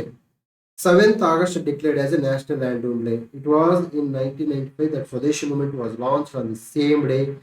Okay. Both statement 1 and 2 are correct. Statement 2 is the correct expression of statement 1. Sir, National Handloom Day, ರಾಷ್ಟ್ರೀಯ ಕೈಮಗ್ಗ ದಿನ. ಏನಕ್ಕೆ ಅಂತಂದ್ರೆ at that point of time ಸ್ವದೇಶಿ ಇತ್ತು. ಸ್ವದೇಶಿ ಅಂತಂದ್ರೆ ನಾವು ದೇಶೀಯ ವ್ಯಕ್ತಿಗಳು ನಿರ್ಮಿಸಿದಂತಹ ವಸ್ತುಗಳನ್ನ, ಬಟ್ಟೆಗಳನ್ನ ಯೂಸ್ ಮಾಡ್ತಕ್ಕಂಥದ್ದು ಸ್ವದೇಶಿ. ಬಹಿಷ್ಕಾರ ಅಂತಂದ್ರೆ ಏನು? ಬಹಿಷ್ಕಾರ ಅಂತಂದ್ರೆ ವಿದೇಶಿ ವಸ್ತುಗಳು. ರಾಷ್ಟ್ರೀಯ ಶಿಕ್ಷಣ, ನ್ಯಾಷನಲ್ ಎಜುಕೇಶನ್ ಪಾಲಿಸಿ. ಓಕೆ, ಇವು ಸ್ವದೇಶಿ ಚಳವಳಿಯ ಮುಖ್ಯ ತ್ರಿವಳಿ ಬಿಂದುಗಳು. ಓಕೆ ಸರ್, ಇದನ್ನ ಏನ್ ಮಾಡಿದಾನೆ ಅಂತಂದ್ರೆ ಇಲ್ಲಿ ತಂದು ಹಾಕಿದ್ದಾನೆ. ಇದನ್ನ ಇಲ್ಲಿ ತಂದು ಹಾಕಿದ್ದಾನೆ. ಸೊ ಸ್ವದೇಶಿ ಅಂತಕ್ಕಂಥದ್ದು ಅಲ್ಲಿ ಕೈಮಗ್ಗಗಳನ್ನು, ಚರಕಗಳಿಂದ ನೂಲಿದಂತಹ ಬಟ್ಟೆಗಳನ್ನು ಉಟ್ಕೊಳ್ಳೋದನ್ನ ಸ್ವದೇಶಿ ಚಳವಳಿ ಅಂತ ಹೇಳ್ತೀವಿ. ರಾಷ್ಟ್ರೀಯ ಕೈಮಗ್ಗ ದಿನವನ್ನ ಆಗಸ್ಟ್ 7ರಂದು. ನಾನೇನ್ ಹೇಳ್ತೀನಿ ಅಂತಂದ್ರೆ, ನೀವು UPSC ಪ್ರಿಲಿಮ್ಸ್ ಪ್ರಶ್ನೆ ಪತ್ರಿಕೆಗಳನ್ನ ಕಳೆದ 10 ವರ್ಷದಲ್ಲಿ ಬಂದಿದಂತಹ ಪ್ರಶ್ನೆ ಪತ್ರಿಕೆಗಳನ್ನ ನೋಡಿಲ್ಲ ಅಂತಂದ್ರೆ ನಿಮಗೆ 5 ಮಾರ್ಕ್ಸ್ ಮಿಸ್. ಎಲ್ಲರೂ ಹೋಗೋದು ಇಂತಹ ಒಂದು 5 ಅಂಕಗಳಿಂದ. ಓಕೆ, ಎಷ್ಟು? ಎಸ್, ಇತ್ತೀಚೆಗೆ ನಿವೃತ್ತಿ ಹೊಂದಿದೆ ಏಷ್ಯಾದ ಪ್ರಥಮ ಮಹಿಳಾ ಲೋಕೋ ಪೈಲಟ್ ಯಾರು? ಇಲ್ಲಿ ಬಂದ್ರು ಮಹಿಳೆ. ಓಕೆ, ಇವೆಲ್ಲ ಒನ್ ಲೈನರ್ ಮಾಹಿತಿ. ಸ್ವಲ್ಪ ಮಹಿಳೆಯರು ಪ್ರಥಮ ಅಂತ ಬಂದ್ರೆ you should be very care. ಮಹಿಳೆ ಅಂಡ್ ಪ್ರಥಮ ಅಂತ ಬಂದ್ರೆ you should be very very very care. ಈ ಕೆಳಗಿನ ಯಾವ ಕ್ರೀಡೆಯಲ್ಲಿ ಆದಿತಿ ಸ್ವಾಮಿ ಮತ್ತು ಓಜಸ್ ಡಿ ಅವರು ವಿಶ್ವ ಚಾಂಪಿಯನ್ಶಿಪ್ 2023ರಲ್ಲಿ ಭಾರತದ ಪ್ರಥಮ ವೈಯಕ್ತಿಕ ಚಿನ್ನದ ಪದಕಗಳನ್ನು ಗೆದ್ದಿರುತ್ತಾರೆ? ನೋಡಿ, ಆದಿತಿ ಸ್ವಾಮಿ, ಓಜಸ್ ಡಿ. ನೋಡಿ, ವಿಶ್ವ championship, world cup, world championship. ನಾನು ಅದಕ್ಕೆ ಪದೇ ಪದೇ ಹೇಳ್ತೀನಿ, ಚೆನ್ನೈ ಓಪನ್ ಎಕ್ಸಾಮ್ಸ್ಗೆ ಬರಲ್ಲ. ಯಾವಾಗ್ಲೂ ರಾಷ್ಟ್ರೀಯ ಮತ್ತು ಅಂತಾರಾಷ್ಟ್ರೀಯ ಕ್ರೀಡಾಕೂಟಗಳು ಪರೀಕ್ಷೆಗೆ ಬರುತ್ತೆ. Still it's A difficult, it's very difficult. So ನಿಮ್ಗೆ ಏನಾದ್ರು ಗೊತ್ತಿದ್ರೆ ದಟ್ಸ್ ಫೈನ್. ಜನವರಿ 2026ರಲ್ಲಿ ಕೆಳಗಿನವರಲ್ಲಿ ಯಾರನ್ನು ಹಿರಿಯ ಭಾರತೀಯ ಮಹಿಳೆ ಮತ್ತೆ ಮಹಿಳೆ. ಸೊ ನೀವೇನ್ ಮಾಡ್ಬೇಕಪ್ಪ ಅಂತಂದ್ರೆ, ಈ HYT ಕಾನ್ಸೆಪ್ಟ್, ಮಹಿಳೆ ಇಸ್ HYT, ಮಹಿಳೆ ಇದು ಮಹಿಳೆ ಅಂತಕ್ಕಂಥದ್ದು HYT. ನೀವು ಪ್ರಪ್ರಥಮವಾಗಿ ಬಂತಕ್ಕಂಥದ್ದನ್ನ ಅಥವಾ ಮಹಿಳೆಯದೇನಾದ್ರು ಸೆಲೆಕ್ಷನ್ ಆಗ್ತದೆ, better you should focus on that and that should be a one line. ಇವೆಲ್ಲ ಒನ್ ಲೈನರ್ ಮಾಹಿತಿ ಅಂತ ಪದೇ ಪದೇ ಹೇಳ್ತಾ ಇದ್ದೀನಿ. ಓಕೆ, ನೆಕ್ಸ್ಟು ಗಣರಾಜ್ಯೋತ್ಸವ. ಓಕೆ, ಗಣರಾಜ್ಯೋತ್ಸವ ಇದು ಯಾವಾಗಲೂ HYT, ಕೇಂದ್ರೀಯ ಸಶಸ್ತ್ರ ಪೊಲೀಸ್ ಪಡೆಗಳು, ಇದರ ನೇತೃತ್ವವನ್ನು ವಹಿಸಿದವರು ಸಹ. ಸರ್, ಗಣರಾಜ್ಯೋತ್ಸವ 2026 ಮಾತಲ್ಲ, 2036ರಲ್ಲಿ ಸಹ. ಇದೇ ಗಣರಾಜ್ಯೋತ್ಸವದ ಕುರಿತು ಯಾರು ಗೆಸ್ಟ್ ಅಂತೇಳಿ ಕೇಳಿದಾರೆ, ಅರ್ಥ ಮಾಡ್ಕೊಳ್ಳಿ. ಇದ್ರ ಉದ್ದೇಶ ಏನು ಸರ್? ಗಣರಾಜ್ಯೋತ್ಸವ ಬೇರೆ ಕೇಳಬಹುದಿತ್ತಲ್ಲ. ಒಂದೇ ಟಾಪಿಕ್ ಮೇಲೆ 2 ಕ್ವಶನ್ ಯಾಕೆ ಕೇಳದಂತಂದ್ರೆ, ಬಿಕಾಸ್ ಗಣರಾಜ್ಯೋತ್ಸವ ಇದೆ. ಅದಕ್ಕೆ ನಾನು ಕರೆಂಟ್ ಅಫೇರ್ಸ್ಗೆ ಸಂಬಂಧಪಟ್ಟ ಹಾಗೆ ನನ್ನ ಇಡೀ HYT ಕ್ಲಾಸ್ ಅಲ್ಲಿ ಮ್ಯಾಕ್ಸಿಮಮ್ 3 to 4 hours ಅದು ಇದು ಸೆಷನ್. ಅದಕ್ಕಿಂತ ಜಾಸ್ತಿ ಓದ್ತಾ ಇದ್ರೆ ನೀವು ಯುವರ್ ರೀಡಿಂಗ್ ಅನ್ವಾಂಟೆಡ್ ಸ್ಟಫ್, ಅನವಶ್ಯಕ ಮಾಹಿತಿಯನ್ನು ಓದ್ತಾ ಇದ್ರಿ ಅಂತ ಅರ್ಥ. ಓಕೆ, ತದನಂತರದಲ್ಲಿ ಇತ್ತೀಚೆಗೆ MOFCC ವತಿಯಿಂದ ಪರಿಸರ ಸೂಕ್ಷ್ಮವಲಯ ಘೋಷಿಸಲ್ಪಟ್ಟ ಗುಂಬಲ್ಗಡ್ ವನ್ಯಜೀವಿ ಅಭಯಾರಣ್ಯ ಯಾವ ರಾಜ್ಯ? ಸರ್ ನೋಡಿ, ಫಸ್ಟ್ ಸೂಕ್ಷ್ಮ ವಲಯ, ಪರಿಸರ ಸೂಕ್ಷ್ಮ ವಲಯ, eco sensitive zones important. Sir, Raigad, Kumbhalgarh, ಆ ಗಢ್ ಈ ಗಢ್ ಕಂಡು ಬರ್ತಕ್ಕಂಥದ್ದು ರಾಜಸ್ಥಾನದಲ್ಲಿ. ತಮಿಳುನಾಡು, ತೆಲಂಗಾಣದಲ್ಲಿ ಎಲ್ಲ ನಮ್ಮ ಏರಿಯಾಗಳು. ಈ ಗಢ್ ಅಂತಕ್ಕಂಥದ್ದು ಬರಲ್ಲ. ಕಾಮನ್ ಸೆನ್ಸ್ ಅಪ್ಲೈ ಮಾಡಿ. So next Odisha, Rajasthan. ನಮಗೆ ಹೆಸರುಗಳ ಬಗ್ಗೆ ಸ್ವಲ್ಪ ಫೆಮಿಲಿಯರ್ ಇದ್ದಾಗ we should attend this type of questions. ಓದಿದ್ರೆ ಓಕೆ. ಸ್ಪರ್ಧಾ ವಿಜೇತದಲ್ಲಿ ಇದು ಕೊಟ್ಟಿದೆ. ಸೊ ಐ ರಿಯಲಿ ಅಪ್ರಿಷಿಯೇಟ್ ಸ್ಪರ್ಧಾ ವಿಜೇತ. ಯಾರು ಕೊಡ್ತಾರೋ ಅವ್ರೆಲ್ಲ ಅಪ್ರಿಷಿಯೇಟ್ ಮಾಡ್ತೀನಿ. ನನಗೆ ಎಲ್ಲರೂ ಒಂದೇ. ಯಾರೇ ಸ್ಟೂಡೆಂಟ್ಸ್ ಹೆಲ್ಪ್ ಮಾಡ್ತಾರೆ ಅವರೆಲ್ಲ ಅವ್ರ ಪಾರ್ಟಿ ನಾನು. Anybody who helps student community, so ಅವ್ರನ್ನ ಒತ್ಕೊಂಡು ಕುಣಿದಾಡ್ತಕ್ಕಂಥ ಕೆಲಸ ನಾನು ಮಾಡ್ತಾ ಇದ್ದೀನಿ. ಓಕೆ, ನೆಕ್ಸ್ಟ್ ಮೋಸ್ಟ್ ಇಂಪಾರ್ಟೆಂಟ್ ನೀವೇನ್ ಮಾಡ್ಬೇಕಂತಂದ್ರೆ ಎಕೋ ಸೆನ್ಸಿಟಿವ್ ಗೋಲ್ಸ್ ಅನ್ನು ನೋಡ್ಕೋಬೇಕು. ಇದು HYT. ಓಕೆ, ತದನಂತರದಲ್ಲಿ 2027 ಜನಗಣತಿ. ಇದು ಮುಂದಿನ 10 ವರ್ಷಗಳ ಕಾಲ ನಿಮ್ಮ ಪರೀಕ್ಷೆಗೆ ಬರುತ್ತೆ. ಮುಂದಿನ 10 ವರ್ಷ ಮನೆ ಪಟ್ಟಿ ಮತ್ತು ಮನೆ ಗಣತಿಯನ್ನು ಏಪ್ರಿಲ್ 2026ರಿಂದ ಸೆಪ್ಟೆಂಬರ್ 2026 ಅವಧಿಯಲ್ಲಿ ನಡೆಸಲಾಗುವುದು. ಇದು ದೇಶದ ಎರಡನೇ ಡಿಜಿಟಲ್ ಜನಗಣತಿ ಆಗಿದೆ. ಓಕೆ, ಸೊ ನಮಗೆ ಇದು ಎರಡನೇ ಡಿಜಿಟಲ್ ಜನಗಣತಿ ಅಲ್ಲ. ಓಕೆ, ಇದಕ್ಕೆ ಸಂಬಂಧಪಟ್ಟ ಹಾಗೆ ಸೆನ್ಸಸ್ ಅಂತಕ್ಕಂತಹ ಒಂದು ಅಂಶವನ್ನ ಮಹೇಶ್ ಅಂತಕ್ಕಂಥವರು HYT ಯಲ್ಲಿ ಮಾಡಿ ನೋಡಿ. ಈ ಜನಗಣತಿಯಲ್ಲಿ ಕಂಡು ಬರ್ತಕ್ಕಂತಹ ಜಾತಿ ಗಣತಿಯನ್ನು ಸಹ ತಾವು ಅರ್ಥ ಮಾಡ್ಕೋಬೇಕು. ಓಕೆ, ತದನಂತರದಲ್ಲಿ ಅರಿವು ಮ್ಯಾಗಝಿನ್ ಅನ್ನು ನೀಡಿದ್ದೀನಿ. ಓಕೆ, ಭಾರತದ ಜನಗಣತಿ 2027 ಇದು ಇಂಪಾರ್ಟೆಂಟ್. ಓಕೆ, 77ನೇ ಗಣರಾಜ್ಯೋತ್ಸವ ನಾನು HYT ಕ್ಲಾಸ್ ಅಲ್ಲಿ ಹೇಳಿದ್ದೀನಿ. ಇದು HYT ಸ್ವಾಮಿ, HYT I ending topic. Okay ನೋಡಿ, ಹಾಗೆ ಹೇಳ್ತಾ ಇದ್ದೀನಿ. ರಾಷ್ಟ್ರೀಯ ಕ್ರೀಡಾ ಆಡಳಿತ ನಿಯಮಗಳು ಪರೀಕ್ಷೆಗೆ ಬರ್ತಕ್ಕಂತಹ ಸಂಭವನೀಯತೆ ತುಂಬಾ ತುಂಬಾ ತುಂಬಾ 99% ಬರಲ್ಲ. You should more focus on 99%, not 1%. Okay, so ಈ ನಿಟ್ಟಿನಲ್ಲಿ ಪ್ರತಿ ತಿಂಗಳು ತಾವೇನ್ ಮಾಡ್ಬೇಕಂದ್ರೆ ತಮಗೆ ಎಷ್ಟು ಬೇಕು ಅಷ್ಟನ್ನೇ ಓದಬೇಕು. ಕರೆಂಟ್ ಅಫೇರ್ಸ್ ಅಂತಕ್ಕಂಥದ್ದು ಮಾಯಾಜಿಂಕೆ ಓದಿದ್ದೆ ಹೋದ್ರೆ ನೀವೇ ಮಾಯ ಆಗಿಬಿಡ್ತಾರೆ. ಓಕೆ, ನುಡಿಗಳ ಅಳಿವು ಕೃತಿಗೆ 2024ನೇ ಸಾಲಿನ ಕೇಂದ್ರ ಸಾಹಿತ್ಯ ಅಕಾಡೆಮಿ ಪ್ರಶಸ್ತಿ ಪಡೆದ ಕನ್ನಡದ ಲೇಖಕರನ್ನು ಹೆಸರಿಸಿ. KB ನಾರಾಯಣ ಇರಲಿ ಸರ್. ಅವ್ರು ಪಡ್ಕೊಂಡಿರೋದು Kendra Sahitya Akademi. That's why I am telling you. Kendra Sahitya Akademi ಪ್ರಶಸ್ತಿ ಇಂಪಾರ್ಟೆಂಟ್, ನಾಡೋಜ ಇಂಪಾರ್ಟೆಂಟ್, ಸಮ್ಮಾನ್ ಇಂಪಾರ್ಟೆಂಟ್, ಜ್ಞಾನಪೀಠ ಇಂಪಾರ್ಟೆಂಟ್. ಹೇ, ನೀವು BM ಶ್ರೀ ದತ್ತಿ ಪ್ರಶಸ್ತಿ, ಕಲಾ ಸೇವಕ ಪ್ರಶಸ್ತಿ ಅವ್ಯಾವು ಬರಲ್ಲ. ಓಕೆ, ಅವ್ಯಾವು ಎಕ್ಸಾಮ್ಸ್ಗೆ ಬರಲ್ಲ. ನಾನು ಕೇಳ್ತೀನಿ, ನೀವು ಸರ್ಕಾರಿ ನೌಕರಾಟಕ್ಕೆ ಹೋಗ್ತಿದ್ರಲ್ಲಪ್ಪ, ಅದಕ್ಕೆ ಸರ್ಕಾರಿ ಪ್ರಶಸ್ತಿಗಳನ್ನು ಓದ್ಕೊಂಡು ಈಗ ಕಮ್ಯುನಿಕೇಶನ್ ಕನ್ನಡ ಪೇಪರ್ ಇದೆಯಲ್ಲಪ್ಪ, ಕಮ್ಯುನಿಕೇಶನ್ ಕನ್ನಡ ಪೇಪರ್ ಅಲ್ಲಿ ಇರ್ತಕ್ಕಂಥ ಏನ್ರಿ ಪ್ಯೂರ್ಲಿ HYT. ಅದರಲ್ಲಿ ಸಮಾನಾರ್ಥಕ ಪದಗಳು, ವಿರುದ್ಧಾರ್ಥಕ ಡಿಫಿಕಲ್ಟ್, ನಂತರದಲ್ಲಿ ತತ್ಸಮ ತತ್ವ ಡಿಫಿಕಲ್ಟ್, ರಿಮೈನಿಂಗ್ ಸೆಂಟೆನ್ಸ್ ಎತ್ಕೊಂಡ್ ಬರೋದು, ಕೃತಿಗಳು, ಪಾತ್ರಗಳು, ಹೇಳಿಕೆಗಳು. ಓಕೆ, ನೆಕ್ಸ್ಟ್ ಬರ್ತಾರೆ ನೋಡಿ, ಕದ್ರಿ ಗೋಪಾಲನಾಥ್ ಸೀತಾರ ಸರ್. ಇವರಿಗೆಲ್ಲ ಅನೇಕ ರಾಜ್ಯ ಮಟ್ಟದ ಮತ್ತು ಕೇಂದ್ರ ಮಟ್ಟದ ಪ್ರಶಸ್ತಿಗಳು ಕೊಟ್ಟಿದ್ದಾರೆ. ನಿಮಗೆ ಸಂಗೀತಗಾರರಲ್ಲಿ ನಿಮಗೆ ಚಂದನ್ ಶೆಟ್ಟಿ ಬರಲ್ಲ. ಚಂದನ್ ಶೆಟ್ಟಿ, ನೀವು ಚಂದನ್ ಶೆಟ್ಟಿ ಬಗ್ಗೆ ಓದಿದ್ರೆ 3 ಪೈಕಿಗೆ ಗಿರಗಿರ ಎಂದಿದೆ ಅಂತ ಹೇಳಿ ಈ ಪರೀಕ್ಷೆಯಲ್ಲಿ ಬಿಟ್ಟು ಹೋಗ್ತಾರೆ. ಯಾಕೆ ಸರ್ ಇವ್ರು ಕೇಳಲ್ಲ? ಯಾಕೆ ಸರ್ ಇಂಥವ್ರು ಕೇಳ್ತಾರೆ ಸಂಗೀತಗಾರನ? ಅದು ಅಕಾಡೆಮಿಕ್ ಅಪ್ರೋಚ್ ಅಂತ ತಂದಿಟ್ಟಿದ್ದಾರೆ ಆಲ್ರೆಡಿ. ಈ ರೂಲ್ಸ್ ಆಲ್ರೆಡಿ ಕ್ರಿಯೇಟ್ ಮಾಡ್ಬಿಟ್ಟಿದ್ದಾರೆ. ಓಕೆ, ಈ ರೂಲ್ಸ್ ಆಲ್ರೆಡಿ ಕ್ರಿಯೇಟ್ ಮಾಡ್ಬಿಟ್ಟಿದ್ದಾರೆ. You got my point. ನಮಗೆ ಕದ್ರಿ ಗೋಪಾಲನಾಥ್ ಬರ್ತಾನೆ ನೋಡಿ, ಮೈಸೂರು ಮಂಜುನಾಥ್. ಎಷ್ಟು ಜನ ಕೇಳಿದ್ದಾರೆ? ಚಂದನ್ ಶೆಟ್ಟಿ ಗೊತ್ತು, ಅರ್ಜುನ್ ಜನ್ಯ ಗೊತ್ತು. ಇವರೆಲ್ಲ ಏನಪ್ಪಾ ಅಂದ್ರೆ ಪಾಮರರಿಗೆ ಗೊತ್ತು. ಇವರೆಲ್ಲ ಯಾರಿಗೆ ಗೊತ್ತಂದ್ರೆ ಪಂಡಿತರಿಗೆ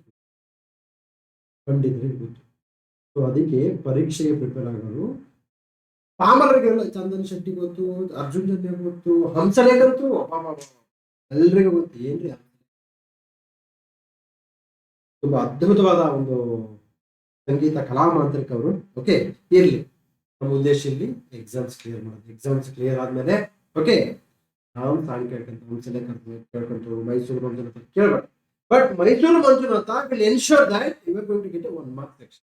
ನೋಡಿ ಇವರು ವಾದ್ಯಗಳು ಹೆಂಗಿದೆ, shehnai, violin, sitar, saxophone. Okay, so ಇಲ್ಲಿ ತಮಟೆಗಳನ್ನು ಕೇಳಿಲ್ಲ.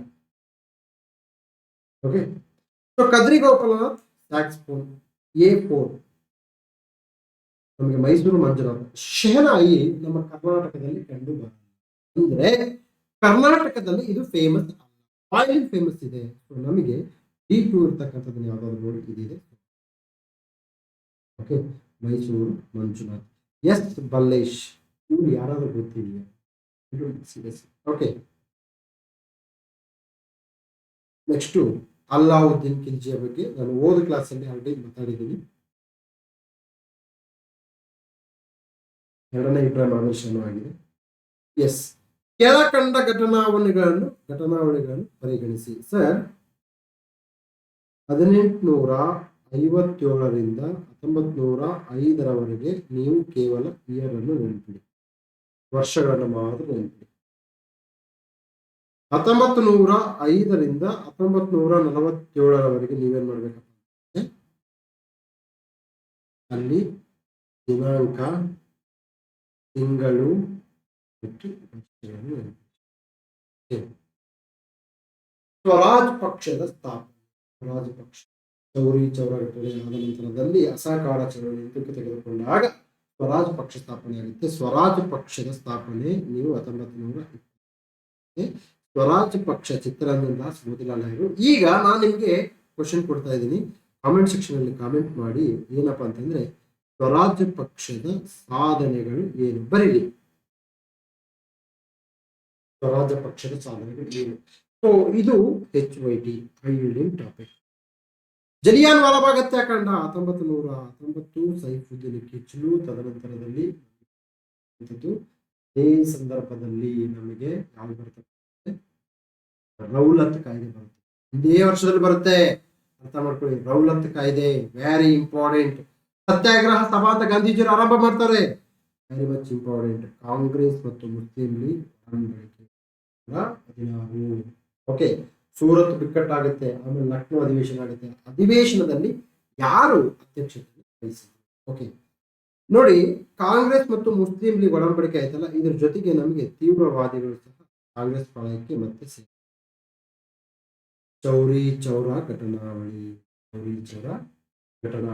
ಓಕೆ, ಸೊ ಈ ಒಂದು ಅಂಶಗಳು ಯಾವಾಗ್ಲೂ ಇಂಪಾರ್ಟೆಂಟ್. ಈಗ ನಾನು ನಿಮ್ಗೆ ಇನ್ನೊಂದು ತುಂಬಾ ಇಂಡೆಪ್ತ್ ಆಗಿ ಓದ್ಬೇಕಂದ್ರೆ, ಚೌರಿ ಚೌರ ಘಟನಾವಳಿ ಆದಾಗ ಗಾಂಧೀಜಿಯವರು ಏನ್ ಹೇಳಿದ್ರು, ತದನಂತರದಲ್ಲಿ ಇದಕ್ಕೆ ಸಂಬಂಧಪಟ್ಟ ಹಾಗೆ ಸುಭಾಷ್ ಚಂದ್ರ ಬೋಸ್ ಅವರ ಒಪಿನಿಯನ್ ಏನು? ಗಾಂಧೀಜಿಯವ್ರದ್ದು ಹಿಮಾಲಯನ್ ಬ್ಲಂಡರ್ ಅಂತ ಕರೀತಾರೆ. ಯಾವ ಘಟನೆಯ ಕುರಿತು ಅವರು ಹಿಮಾಲಯನ್ ಬ್ಲಂಡರ್ ಅಂತ? Post dated cheque for bankrupts company, for ಅದು ಒಂದು ದಿವಾಳಿ ಆಗುವಂತಹ ಬ್ಯಾಂಕಿನ ಒಂದು ಪೋಸ್ಟ್ ಡೇಟೆಡ್ ಚೆಕ್ ಅಂತ ಒಂದು ಸ್ಟೇಟ್ಮೆಂಟ್ ಅನ್ನು ಯಾರು ಹೇಳ್ತಾರೆ, ಯಾವಾಗ ಹೇಳ್ತಾರೆ, ಅದನ್ನು ನೀವು ಕಾಮೆಂಟ್. ಓಕೆ, ತದನಂತರದಲ್ಲಿ a good engine without brakes ಅಂತ ನೆಹರು ಅವರು ಹೇಳ್ತಾರೆ. ಯಾವ ಸಂದರ್ಭದಲ್ಲಿ ಹೇಳಿದ್ರು ಆ ಡೈಲಾಗ್, ಅದು ಬಹಳ ಇಂಪಾರ್ಟೆಂಟ್. ಅದನ್ನು ಕೇಳ್ತಾರೆ ಎಕ್ಸಾಮ್ಸ್ಗೆ, ಅಂತವನ್ನ ಕೇಳ್ತಾರೆ. ಈಗ ನೀವು ಸುಮ್ಮನೆ ಇವನ್ನ ಡೇಟ್ಗಳು ನೆನ್ಪಿಡೋದಲ್ಲ, ಸ್ವಲ್ಪ ಇಂಡೆಪ್ತ್ ಆಗಿ ನೆನ್ಪಿಡಬೇಕು. ಸೊ ಇವೆಲ್ಲವೂ ಏನಪ್ಪ ಅಂತಂದ್ರೆ 360 ಡಿಗ್ರಿಯಲ್ಲಿ ಓದಬೇಕು. ಇವುಗಳ ಕುರಿತು PhD ಅನ್ನು ಮಾಡಬೇಕು. PhD ಅಂತಂದ್ರೆ ಯಾವುದಾದ್ರು ಪುಸ್ತಕ ಓದಿ, ಸ್ಪೆಷಲಿ ವಿಕಿಪೀಡಿಯಾವನ್ನ ಮಿಸ್ ಮಾಡಬೇಡಿ. ವಿಕಿಪೀಡಿಯಾವನ್ನ ಮಿಸ್ ಮಾಡಿ. ಓಕೆ, ನಂತರದಲ್ಲಿ ಸೊ ವಿಕಸಿತ ಭಾರತ್ ಜಿ ರಾಮ್ಜಿ, ಇದು ನೆಕ್ಸ್ಟ್ 10 ವರ್ಷ ಎಕ್ಸಾಮ್ಸ್ಗೆ ಬರುತ್ತೆ. ಓಕೆ, GI ಉತ್ಪನ್ನಗಳು. ನೋಡಿ, ಗಂಜೀಫಾ ಕಲೆ ಕರ್ನಾಟಕ D1 ಇದೆ. ಸರ್, ನೀವು ಕರ್ನಾಟಕದ್ದು ನಾನು GI ಜಿಯೋಗ್ರಫಿಕ್ ಇಂಡಿಕೇಶನ್ ಟ್ಯಾಗ್ ಅಂತ ಹೇಳಿ ಸುಮಾರು ಕನಿಷ್ಠ ಅಂದ್ರೆ 10 ಬಾರಿ ನಿಮ್ಮ HYT ಕ್ಲಾಸ್ ಅಲ್ಲಿ ಪದೇ ಹೇಳಿದ್ವಿ. 10 ಬಾರಿ. ಕರ್ನಾಟಕದ ಪಕ್ಕ ನೆನಪಿರ್ಬೇಕು ನಿಮಗೆ, ತದನಂತರದಲ್ಲಿ ಇಡೀ GI ಟ್ಯಾಕ್ಸ್ ಅನ್ನು ಯಾವುದೇ ಕಾರಣಕ್ಕೂ ನೆನಪಿಡಕ್ಕೆ ಆಗಿಲ್ಲ. ತದನಂತರದಲ್ಲಿ ಇದಕ್ಕೆ ಸಂಬಂಧಪಟ್ಟ ಹಾಗೆ ಕರೆಂಟ್ ಅಫೇರ್ಸ್ ನೆನಪಿಡಿ. ಕರೆಂಟ್ ಅಫೇರ್ಸ್ ಆ ವರ್ಷದ್ದು 2 ವರ್ಷದ ಹಿಂದೆ ಬಂದಂತಹ GI ಟ್ಯಾಗು ಇವತ್ತು ಎಕ್ಸಾಮ್ಸ್ಗೆ 1 ಪಾಯಿಂಟ್. PYQs ಅಲ್ಲಿ ಬಂದಂತಹ GI ಟ್ಯಾಗ್ಸ್ ಗಳನ್ನು ಓದ್ಕೊಳ್ಳಿ. PYQs previous year question paper ಬಂದಂತಹ GI ಟ್ಯಾಗ್ ಗಳನ್ನ 100% ಓದ್ಕೊಳ್ಳಿ, ಎಕ್ಸಾಮ್ಸ್ ಆಗುತ್ತೆ. ಓಕೆ, ನಂತರದಲ್ಲಿ IC ಎಂದರೆ ಅಂತಾರಾಷ್ಟ್ರೀಯ ಜಲಪ್ರದೇಶವಾಗಿದ್ದು ಎಲ್ಲ ರಾಷ್ಟ್ರಗಳಿಗೆ ಮುಖ್ಯವಾಗಿದೆ. ನೋಡಿ, ಮೇ 26 ಅನ್ಕ್ಲೋಸ್ ಬಗ್ಗೆ, ಮೇ 26 ಹೋದ ವರ್ಷ 26 ಅನ್ಕ್ಲೋಸ್ ಬಗ್ಗೆ ಹೋಮ್ವರ್ಕ್ ಅನ್ನು ಮಾಡಿದ್ದಾರೆ.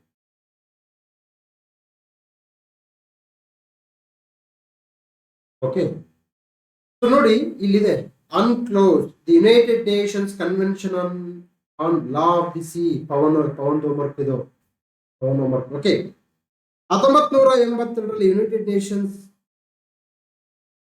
ಅಂಗವಾಗಿ ಅಂಗೀಕರಿಸಲಾಯಿತು.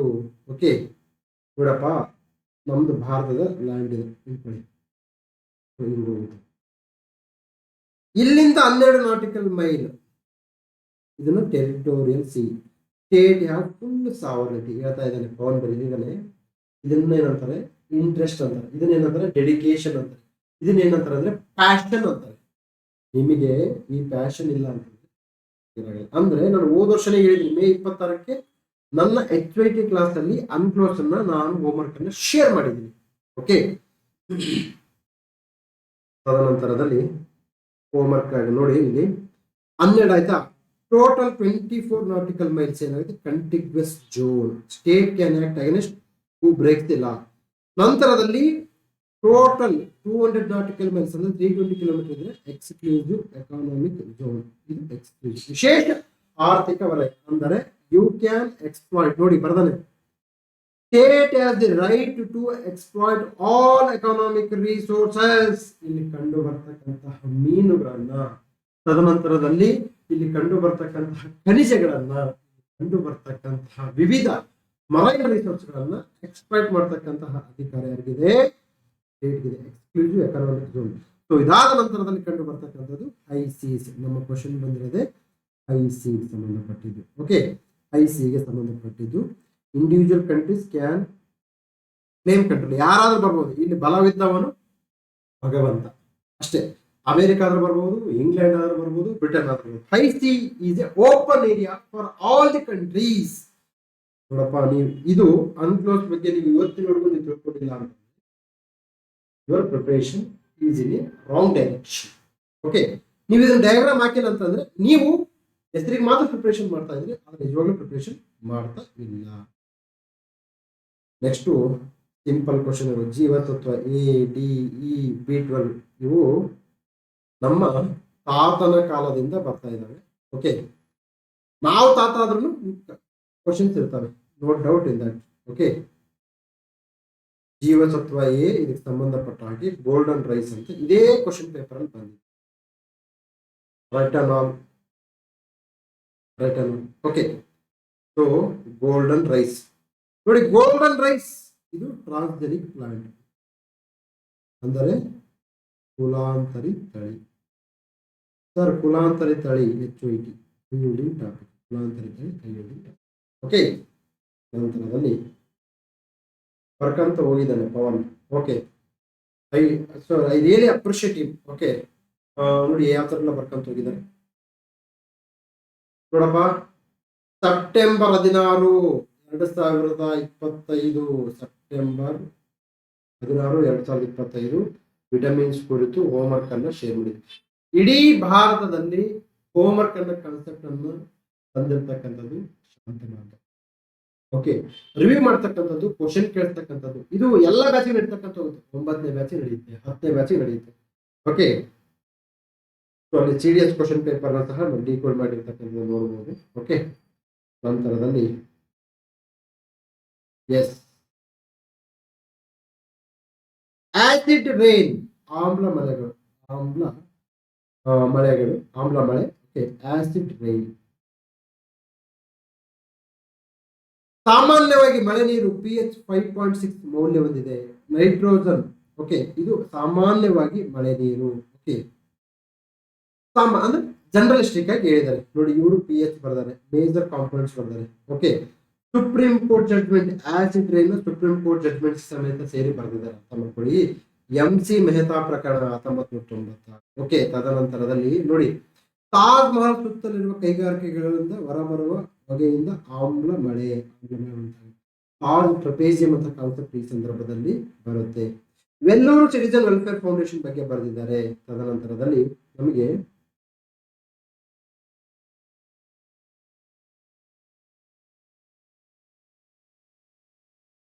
ಆಸಿಡ್ ರೈನ್ ಕಂಟ್ರೋಲ್ ಮೆಜರಿಂಗ್ ಸಹ ಬರೆದಿದ್ದಾರೆ. ಆಸಿಡ್ ರೈನ್ ಅಂತಕ್ಕಂಥದ್ದು ಎಲ್ಲ ಕಾಲಕ್ಕೆ ಕಂಡು ಬರ್ತಕ್ಕಂತಹ ಒಂದು ಪ್ರಶ್ನೆ ಪತ್ರಿಕೆ. ಓಕೆ, ಜೈವಿಕ ಗೊಬ್ಬರ ಹೇಳಿ ಹೇಳಿ ಹೇಳಿ ಹೇಳಿ. Bio fertiliser sir, very important. Bacteria, ನೀಲಿ ಹಸಿರು ಶೈವಲ, ನೋಸ್ಟಕ್, ಅಜೋಲ್ಲಾ,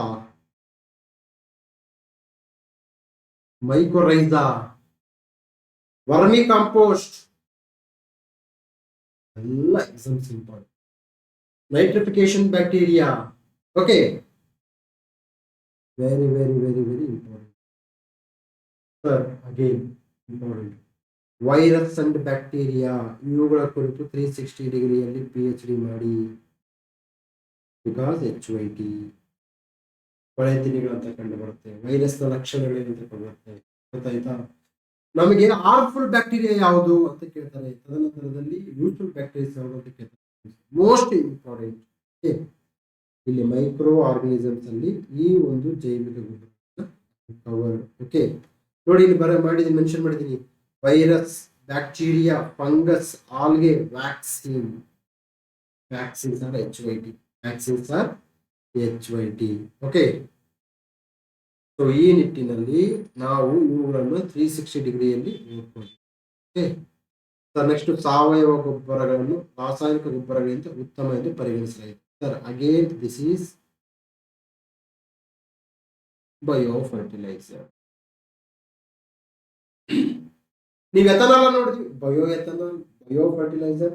ತದನಂತರದಲ್ಲಿ ಇನ್ನೊಂದು HYT ಬರುತ್ತೆ, ಬರೆದಿಟ್ಕೊಳ್ಳಿ. ಇದು ಯಾರು ಹೇಳಲ್ಲ, ನಾನೇ ಹೇಳ್ಬೇಕು. Okay, bio remediation. ಸೊ ನಾನು ನಿಮಗೆ ಕ್ವಶನ್ ಕೇಳ್ತಾ ಇದ್ದೀನಿ, ಬಯೋ ರೆಮಿಡಿಯೇಷನ್ ಅಂದ್ರೆ ಏನು, ಬಯೋ ವೆಂಟಿಂಗ್ ಅಂದ್ರೆ ಏನು? Exam CU HYT. Bio remediation ಅಂದ್ರೆ ಏನು, ಬಯೋ ವೆಂಟಿಂಗ್ ಅಂದ್ರೆ ಏನು? ಬಯೋ ರೆಮಿಡಿಯೇಷನ್ ಅಂತಂದ್ರೆ ಒಂದು ಜೈವಿಕ ವಸ್ತುಗಳ ಮೂಲಕ ಒಂದು ಪ್ರದೇಶದಲ್ಲಿ ಮಾಲಿನ್ಯವನ್ನು ತಡೆಗಟ್ಟತಕ್ಕಂಥದ್ದು ಅಥವಾ ನಿರ್ಮೂಲನೆ ಮಾಡ್ತಕ್ಕಂಥದ್ದು ಬಯೋ ರೆಮಿಡಿಯೇಷನ್. ನೀರನ್ನು ಹಿಡಿದಿಡುವ ಮಣ್ಣಿನ ಸಾಮರ್ಥ್ಯವನ್ನು ಇದು ಹೆಚ್ಚಿಸುತ್ತದೆ. ಕರೆಕ್ಟ್, ನೀರನ್ನು ಹಿಡಿದಿಟ್ಕೋಬೇಕು, ನೀರು ಕೊಚ್ಚುವ ಅವಕಾಶ. ಇದು ಮಣ್ಣನ್ನು ಕಡಿಮೆ ರಂಧ್ರಯುಕ್ತವಾಗಿಸುತ್ತದೆ. ಇದು ಉಪಯುಕ್ತ ಸೂಕ್ಷ್ಮ ಜೀವಿಗಳನ್ನು ಹೆಚ್ಚಿಸುತ್ತದೆ. ಇದು ನಿಮಗೆ ಗೊತ್ತಿಲ್ಲ, ಇದು ಉಪಯುಕ್ತ ಸೂಕ್ಷ್ಮ ಜೀವಿಗಳು, ಮೈಕ್ರೋ ಆರ್ಗನಿಸಮ್ಸ್ ಬೇಕು ನಮಗೆ. ಎಸ್ 3 ಎಲ್ಲಿದೆಯಪ್ಪ, ಇಲ್ಲಿದೆ, ಇಲ್ಲಿದೆ. ಸೊ ಇದು ರಾಂಗ್. ಇದು ಅನಿಲಗಳ ವಿನಿಮಯವನ್ನು ಸುಲಭಗೊಳಿಸುತ್ತದೆ. ಅಂದರೆ ಮಣ್ಣಿನಲ್ಲಿರುವ ಅನಿಲಗಳು ವಾತಾವರಣದ ಅನಿಲ ವರ್ತಿಸಬೇಕು. ಓಕೆ, ಇದು ಕರೆಕ್ಟ್. ಇದು ಮಣ್ಣನ್ನು ಕಡಿಮೆ ರಂಧ್ರಯುಕ್ತವಾಗಿಸುತ್ತದೆ. ನೋಡಪ್ಪ, ಕಡಿಮೆ ರಂಧ್ರಗಳು ಉಂಟಾದ ನೋ ರೆಸ್ಪಿರೇಷನ್, ಅಂದರೆ ಅನಿಲಗಳ ವಿನಿಮಯ ಆಗಲ್ಲ. ಸೊ ಹೆಚ್ಚು ಪೋರಸ್ ಇರ್ಬೇಕು, ಹೆಚ್ಚು ಪೋರಸ್ ಇದ್ದಾಗ, ಹೆಚ್ಚು ರಂಧ್ರಯುಕ್ತ ಇದ್ದಾಗ ನೀರನ್ನು ಅಬ್ಸರ್ವ್ ಈಸಿ ಆಗುತ್ತೆ. ತದನಂತರ ಗೊಬ್ಬರಗಳನ್ನು ಈಸಿಯಾಗಿ ನಾವು ಸ್ಪ್ರೇ ಮಾಡ್ತಕ್ಕಂಥದ್ದು. ಸೊ ನಮಗೆ bio ethanol, bio fuels, bio fertilisers, bio remediation always important. ನೀವು ಯಾವ ಎಕ್ಸಾಮ್ ಪ್ರಿಪೇರ್ ಆಗಿ, IAS ಪ್ರಿಪೇರ್ ಆಗಿ, ಇದು ಬಂದೇ ಬರುತ್ತೆ. ಓಕೆ, ಸೊ ಇದು ನಮಗೆ ಆನ್ಸರ್ ಏನಾಗುತ್ತಪ್ಪ ಅಂತಂದ್ರೆ 1, 3, 4 ಆಗ್ತಕ್ಕಂಥದ್ದನ್ನ ನೋಡ್ಬೋದು. ನೋಡಪ್ಪ, ಬಯೋ ಎಥನಾಲ್ ಬಂತಲ್ರಿ, ಈಗಂತೂ ಹೇಳಿ ಸಾಕಾಗುತ್ತೆ. ಎಷ್ಟು ಬೇರೆ ಬರುತ್ತೆ ಈಗ. ಬಯೋ ಎಥನಾಲ್ ಸಕ್ಕರೆಯಿಂದ ಚಾರ್ ಘಟಕಗಳ fermentation is anaerobic respiration. Anaerobic respiration is a respiration without oxygen. Sir, again I'm telling you. ನೋಡಿ, 2009 IAS ಅಲ್ಲಿ ಕೇಳಿದರೆ, 2009 IAS ಅಲ್ಲಿ ಕೇಳಿದರೆ, ಓಕೆನಾ? 2009 ಕೇಳಿದರೆ, ಈಗಿರೋದು 2026. ಅಂದರೆ ಸುಮಾರು 15 ವರ್ಷದಿಂದಲೂ ಸಹ ಇದನ್ನ ಹೇಳ್ತಕ್ಕಂಥದ್ದು, 17 ವರ್ಷದಿಂದ ಇದನ್ನ. In the context of alternative source of energy, ethanol as a viable biofuel can be obtained from sugarcane. ಸಕ್ಕರೆ ಸುಕ್ರೋಸ್. ಸರ್, ಇದು ಬಯೋಎಥನಾಲ್ ನೋಡಿ, ಇದು ಬಯೋ ಫರ್ಟಿಲೈಸರ್. ಆರ್ಗ್ಯಾನಿಕ್ ಫರ್ಟಿಲೈಸರ್, ಸಾವಯವ ಗೊಬ್ಬರ, nothing but bio fertiliser only. Okay,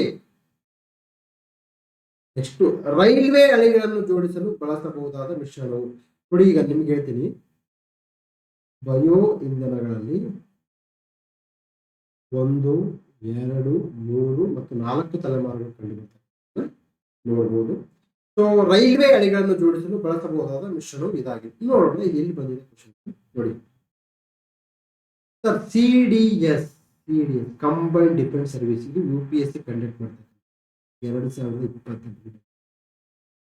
just 4 years back ಇದು ಬಂದಿದೆ. ನೀವು ಯಾಕೆ ಓದಬಾರ್ದು? ಚೆನ್ನಿ, ನೀವು ಯಾಕೆ ಇದನ್ನು ಓದಬಾರ್ದು? ನೀವು ಓದಿಲ್ಲ ಅಂತಂದ್ರೆ ಪ್ರಾಬ್ಲಮ್ ನಿಮ್ಮಲ್ಲಿ ಇದೆ ಅಂತ ಎಕ್ಸಾಮ್ ನಲ್ಲಿ ಇಲ್ಲ.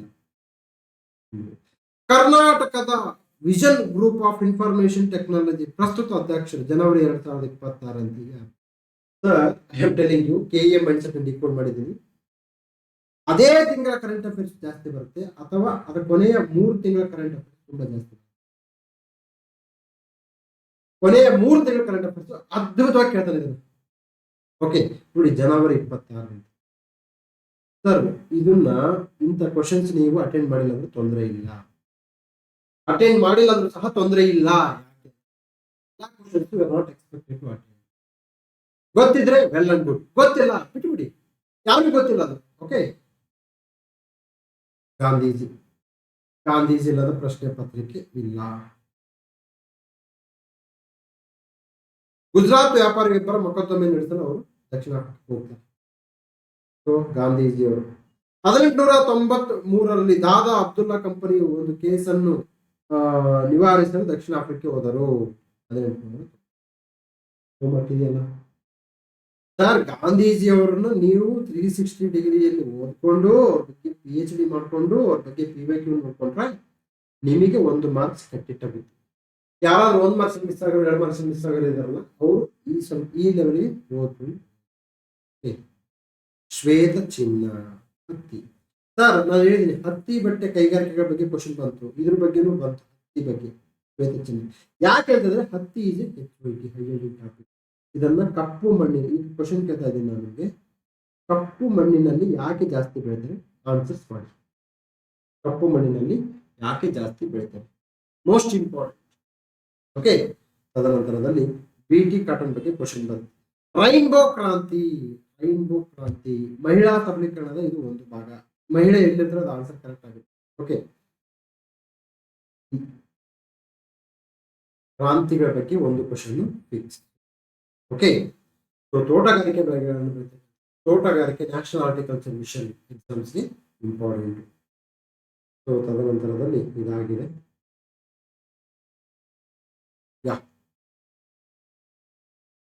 ಸೊ ನಾವು ನೆಕ್ಸ್ಟ್ ಕ್ವಶನ್ಸ್ ಇನ್ನೊಂದು ವಿಡಿಯೋದಲ್ಲಿ ನೋಡೋಣ. ನೆಕ್ಸ್ಟ್ ವಿಡಿಯೋದಲ್ಲಿ, ಯಾಕಂದ್ರೆ ತುಂಬಾ ಜಾಸ್ತಿ ಹೇಳ್ಬೇಕಿದೆ. ಏನಕ್ಕೆ ಅಂತಂದ್ರೆ ಪೂರ್ತಿ 1 hour ವಿಡಿಯೋ ಮಾಡಿದ್ರೆ ಜನ ನೋಡೋಣ. ಓಕೆ, ಅವ್ರಿಗೆ ತುಂಬಾ ಬಿಸಿ ಇರ್ತಾರೆ. ಮೋದಿ ಜೊತೆ ಮೀಟಿಂಗು, ಇರಾನ್ ವಾರಲ್ಲಿ ಇವ್ರನ್ನೇ ಮೀಟಿಂಗ್ ಕರೆದಿದ್ದಾರೆ. ಯಾಕಂದ್ರೆ ಅಲ್ಲಿ ಹೋಗ್ಬೇಕಲ್ಲ, ನಮ್ಮ ವಿಡಿಯೋ ನೋಡೋಕೆ ಟೈಮ್ ಇಲ್ಲ. Okay, meet in the next video. Thank you.